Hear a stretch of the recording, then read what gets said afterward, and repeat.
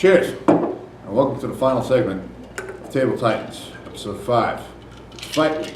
We've got a few more fights to talk about at the amateur level. A lot of guys making their debuts, looking for their first wins, really trying to make a name for themselves and get up into the next ranks of the amateur level and hopefully into the professional level. So we're going to go through those real quick, and then we're going to just shoot the breeze for a few minutes, and then we'll see you on fight night, and then after for the week, recap. Yeah, absolutely. You mentioned we have a couple first-timers or first couple fights for some new guys coming onto the scene. Before I get to that, I'd just like to talk about one last amateur fight that's on the card between Fabio Charant, who's 2-1, taking on Ron Marshall, who's 1-3. Rematch! It's a rematch. I believe it was both of their first fights, and Fabio came out on the losing end of a decision. Ron won. Since then, obviously, their careers have kind of gone in different directions. Fabio's won 2 in a row, 2 impressive fights that he's had. Ron has fought for a title and another promotion. He's had a couple tough takes at it, and he's lost 3 in a row now. So it's kind of like an interesting rematch, kind of how it got set up with one guy losing the rematch but going on a nice little win streak. The other guy who won the first fight has lost his last couple fights. So I'm looking forward to that fight. Yeah, it's a good rematch. I remember watching that fight when it first started. It was 2 guys that didn't know anything about. They kind of just threw heavy leather. It was almost like, no disrespect intended, but it was almost like a sloppy type of slugfest. But it was back and forth. It was very entertaining. So I'm looking forward to this rematch between 2 guys who've kind of, since that fight, gone different ways and the way that they've approached things. Fabio's won a few. Marshall has lost a few, and they're just kind of like going to clash again. They both agreed to it, so I think it's a great time for a rematch. Yeah. The other amateur fight that we missed before we go into all the debuting guys and whatnot and the new guys is Chris O'Brien making a return. Chris OB, the 6-second challenge. Artiste came out of him. He's fighting Josh Halliday from US MMA, who's making his debut. That's it. There we go. So yeah, he was originally supposed to face Quentin Harris. Quentin Harris unfortunately had to pull out of this fight, and hopefully we'll see him again soon. But yeah, Josh Halliday, he's from US MMA. Obviously, making that fight was a little difficult because you have a guy like Chris O'Brien who came out in his first fight and wins in 6 seconds. It doesn't really show much besides the fact that he has knockout power. He knocked a guy out in 6 seconds.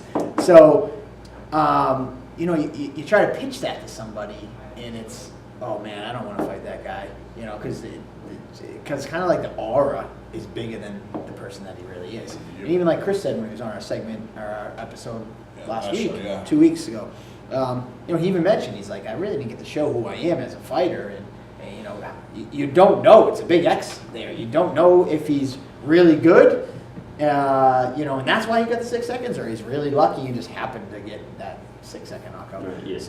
So Halliday is from a good camp, US MMA. They have a great ground camp. He's a 3-strike blue belt, so this kid's ready to go. I know he's been one of the main training partners for Dave Baxter, who is a pretty successful pro. So he's training with decent guys, and this should be a fun fight. yeah, absolutely. As we were joking with Chris, I remember on that episode, we were like, yeah, 6 seconds, it's not going to get any easier than that. So, I mean, It's all downhill from here. Yeah, So- and it's like, how do you top that? I mean, 5 second? I mean, can I just picture him now just because he wants to top it, sprinting across the cage? Flying Gogo Plaza in 4 seconds. That would be pretty cool. He actually said to me jokingly, he goes, what's the record for the quickest submission? He said he's going to go for that. It was like a minute. I think Joe Giannetti has it under a minute. Under? I think Joe Giannetti. My quickest is 52 seconds, just saying. My quickest was 46 seconds. 46 Guillotine. seconds. Let's not get into a dick measuring contest here. We still got a bunch of other amateur fights we got to cover anyways, real quick. but I think Joe Giannetti has the record for the pros. He got a submission in like 37, 38 seconds. That's crazy. It was against Alex Dolan, who stepped up, took the fight on a day's notice, the Okay. same day notice. Yeah. Picked him up, slammed him, subbed him. But yeah, so for the rest of the card, I mean, we got 3 more fights that are first timers or their second time fighting. We have Pat Crowley taking on Brandon Conrad. Pat Crowley, Another his Floridian own, guy. another Florian guy. He's 0-1. His only loss was to Fabio Charant in his only fight. Big athletic kid, 185 pounds. He's taking on Brandon Conrad. Was a wrestler in high school out of Junico. Didn't you say he graduated when you did? Me and he was on another team, but me and him were like in the same league. Yeah. So I did see him wrestle back in high school. He's a handsome kid. He's not in the same league as you. Nah, maybe not. Nah, just kidding. Off camera, we were joking around about looks. Anyways. Well, I'm the ugliest one, but the only one with hair. Yeah, that's what we were saying. Yeah. I don't know. Would you rather have his hair and or look like us? I don't know. Whatever. Anyways, He's kind of handsome. Yeah. Handsome That's right. devil. You're a handsome devil too, Bolvair. Oh, there you go. For an old man, it's right? okay, you're funny. Listen, Funny looking. aging like wine. I get better with I've it. I've aged like milk, but it's okay. I've never heard that phrase. But yeah, back to the fights. Well, it's an old So Conrad and Crowley should be Right. fun. You guys call him Smallville. Most people remember him because he came out to the Superman. He literally looks like Superman. That's why they call him Superman. Oh, I know who this kid is. All right, yeah. Hey, Andy Foreign Roca. guy. Yeah, I know who he is. Okay. Another debut. We got a guy out of Lozon's, Matt Waddell. He's 0-0. That's Coops. They're closing down around us. So we got taking a hint. Yeah, taking a hint. We should get out of here. But Matt Waddell's making his debut out of Lozon MMA. He's taking on Jordan Brown, and this is Jordan Brown's second fight with us. He's once again coming out from South Carolina. He was successful in his last fight for us. He's 1-0, taking on Matt Waddell. Yeah, Jordan Brown looked good in that first fight. So. Yeah. Strong, on Strong top, kid. strong ground and pound, strong wrestling. Yep. Pretty crisp striker. So I'm looking And to yeah, forward he's to going seeing up to him 45 to take on Waddell. Okay. He fought at 35 that one. He was a big kid for 35, so 45 would be interesting to see if he's a smaller 45er, but he was a pretty big kid, so I don't think so. And Waddell's from we talked about Jordan's ground game. I mean, obviously Waddell's coming out of Lozon, which is a strong ground game school, so it should be a fun matchup as well. And I think last but not least, what else do we got on that fight card? Oh, hold on, let me pull it up real quick. Aaron Hughes. Yep, we got Aaron Hughes.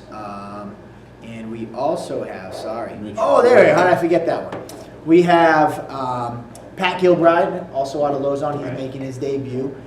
He is taking on Mike Albert. I'm sorry about that. Sorry I had to use my cheat sheet. There we go. Mike Albert fought on our last card. We didn't see much out of him. He's a four-time national karate champ. Quick little kick. Threw a really lightning fast quick kick. Just missed the mark, and then he got taken down and submitted by Colin Donnelly. But either way, he was really anxious to get back in there. He's taking on Pat Gilbride, who's making his debut. He's out of Lozon MMA, so you can expect a strong ground game. He also does some cross-training at Bishop's Boxing, I believe, so he's going to have some hands too, so we'll see how that goes. But, that's kind of the new crop of guys that are, one or two fights, or, some of these guys are debuting, so it'll be interesting to kind of see, which is fun for me, is kind of getting to see these guys for the first time and early in their career and kind of seeing where they go and how they progress from there. When you get an 0-0, you don't know. You may get the next Chuck Liddell, or you might get the next guy who fights once and never fights again. Right. So that's why it's always fun to watch these 0-0s. You might get the next Andy Kurzankowski. I said it right there, buddy. I'm impressed. There you go. I'm impressed. Not bad for an old bastard. So there you said. So now you got the whole fight card, and you changed your pick for which one you're going to be most excited for. And your new fight is what?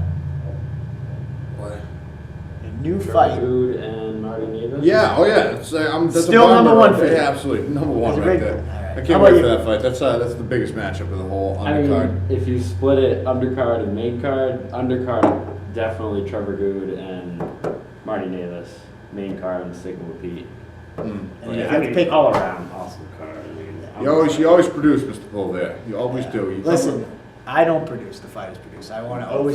The fighters do produce, it's up but to you those guys. matchmake better than anybody else in New England.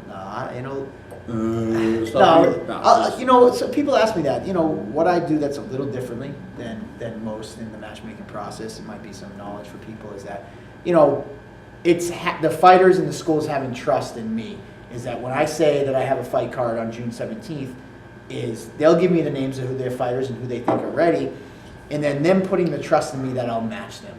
And I don't just say, oh, you're a 170er, and then the first name that I get at 170, put you in there with him just because I want to lock you up and keep you just for myself, for my fight card, which I've experienced other fight shows do that, because when I was fighting, that's what happened.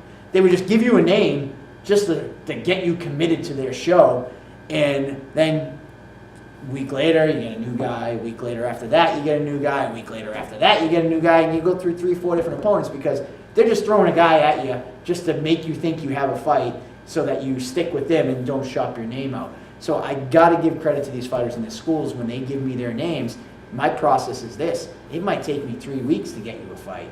But once you say that you're in with me, I'm going to, hell or high water, I'm going to try to find you a fight. Yeah. And I don't do that approach where it's like, I wait till I get every school and get all their names. And if one school's dragging, I'll wait until I get that school. And then I'll sit down and say, okay, I got 6 145ers. Which one of these, what fights make the most sense and which ones are the best? Now, some I have to throw out the gate right out the way, right at the beginning because, this school can't fight this school because they cross-train or, this one can't do this because of whatever reason. But I try to sit down and look at the kind of gamut of guys that I have and at the different weight classes, and I truly just try my best to make solid fights out of all the fights. And I think that approach has helped me. And where it's hurt me, if there is a school that they give me their name, but then in the meantime of that process, that 3-week time where I'm waiting to get them matched, another show calls them up and say they got a match, maybe that might hurt me because they're like, oh, we got a definite match on them, and they're new to the process that I do, and they might take that match, so I might lose out on a fighter. But I think overall for the brand that I build, it works better the way I do it because I truly do make the best fights that I can with the pieces that I have. Make sense? Oh, yeah. Absolutely. You do the best at it. At the end of the day, a fighter on paper against another fighter on paper means nothing. That doesn't mean I'm not the best, because if they don't produce, and then you'd say I'm the worst matchmaker. At the end of the day, it's the fighters. When the hell am I getting one of those cage fighting polos? So, I gave you a nice sweatshirt the other day. Yeah, because You're cold. But anyways, yeah. yeah, you're part of the crew, so we'll get you nice. Okay. You have a fighter's tee though, right? From when you fought. Yeah, long ago. Does it even still fit you? That was a 170 pound fight. That was when I was 170. It doesn't fit me anymore. It looks like a fucking Britney Spears tube top on me right now. It's not a pleasant sight for those around, but I can rock it if I need to. That'd be kind of funny. So yeah, so that's the process. Maybe next time I'll have the gut like really hanging out. Yeah, well, you got a table so you can hide it underneath there. Yeah, the last episode I didn't. When it was in the doctor's office, I'm looking at him like, And Mike, can you Photoshop something over my The couch face? was interesting. Yeah, it was definitely an interesting little The twist couch to was, it. that definitely. Whatever. I don't really care. It's not a big deal. So yeah, June 17th, this Saturday night, Cage Titans 34. Don't miss it. Don't miss Get your tickets off of fighters whenever the hell you can. You got a few days to do it. Whatever camp you're affiliated with, whether it be Florian, South Shore, Junico, does not matter. Go ahead, find the guys that are fighting, get the tickets, support your amateur fighters, support your professional fighters. They get paid off ticket sales. You're going to go to this packed house, you're going to enjoy a night of fights. I don't care what sports you're into, if you're into basketball, football, baseball, soccer. If there's a fight that's happening on the field, you're the person that's watching it, and everybody always loves when it happens. This, you don't have to go through all that bull crap of a sport going on. The fight's actually happening from the get-go. Watch the fights, be entertained, support your local fighters, help them get to the next stage. All right, go on. I feel like I want to put my hand up and be like, preach! Well, I don't know how I can top that, but that's another interesting part of this whole business is that, fighters sell tickets, and by buying tickets from fighters, it's truly supporting their dreams, their passion for this sport, so they can continue to perform. If you know a fighter, you're supporting a fighter, get the ticket from them. Especially the amateur fighters, because as we all know, as amateurs, you're not allowed to get paid. You can't, so the only way they can make any sort of money is the percentage of tickets that they sell. So get your tickets from a fighter. Do your best to support those guys. This place always sells out. There's never a seat that's empty in the house by the time the fights start. You got to get there early. You gotta get them before they're available at the door. You have to purchase them from the fighters. I think the last 17, 18 events we've had sold out. Last show, we didn't have a single ticket to sell at the door, and we had probably a line of, I don't want to say a number, but we had a line at the door of people that wanted to buy tickets that we had to turn away. So don't be that guy that's sitting there thinking, oh, I'm gonna watch the fights, I'm gonna buy it at the fight. No, it doesn't happen anymore. Cage Titans is popping. It's lit. You gotta get there early. Do it. Heck yeah. Yeah, there you go. I mean, jeez, my hype man over here. I'm wasted. What can I say? I get amped up sometimes. But overall, yeah, man, no, it's gonna be a good show. I mean, it's fun. I'm always excited to listen. I'm more excited sometimes after the events because then I get to hear you guys in your commentary and pick out my favorite joke from the night. Oh, it's so fun. Yeah, we had the Helen Keller joke, we had the Harambe joke, we had the guest appearance here on our show from Harambe back from the dead. Man, he's had some good jokes in there. I don't think right off for him. I just they come up on the spot sometimes. Yeah. Right off the top of your head? Listen, you gotta ask him about it. I don't know what it's like working with me. It's probably dreadful. I mean, I just kind of. Like you do here, sit back and just kind of. Yeah, I kind of just he takes the reins and I just kind of add what I can. I mean, I try not to be boring, obviously, but no, you're not. I'm not gonna try to be the funny guy when obviously. Yeah. Whatever. You can't be the funny guy and the good looking guy. Yeah, exactly. So Yeah. I'm the Lux. He's the brain. Yeah. So. Well, it's the thing. It's like you're in the game still. Oh, yeah. You still fight. You still got that. You've got the resume that proves your knowledge. It's like I know what I'm talking about, kind of, to a point.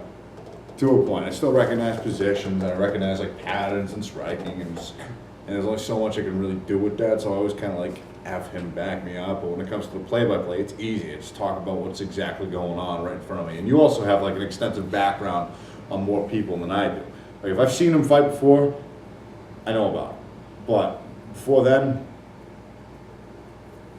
Yeah, because like there's some guys like a lot of time like the hardest thing is always like if there's a debut.